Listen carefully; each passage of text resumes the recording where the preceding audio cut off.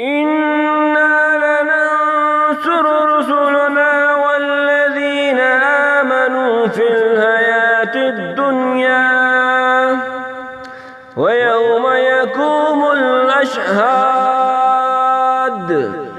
يوم لا ينفع الظالمين معذرتهم ولهم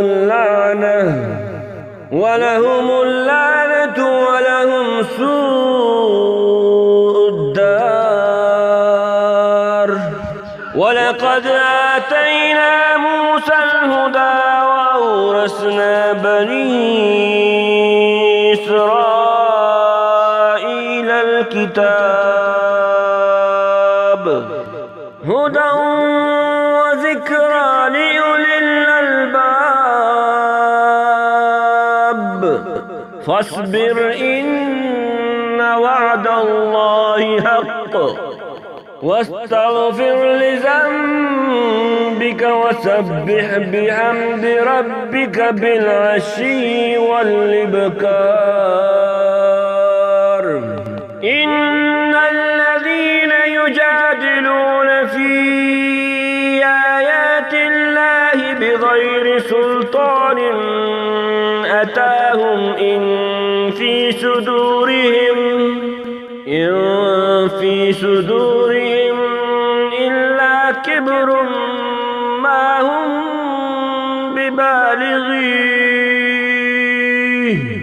فاستعذ بالله إنه هو السميع البصير. لخلق السماوات والأرض أكبر من خلق الناس ولكن أكثر الناس لا يعلمون. وما يستوي الأعمى والبصير والذين آمنوا وعملوا الصالحات ولا المسيء قليلا ما تتذكرون. إن الساعة لآتية لا ريب فيها ولكن أكثر الناس لا يؤمنون.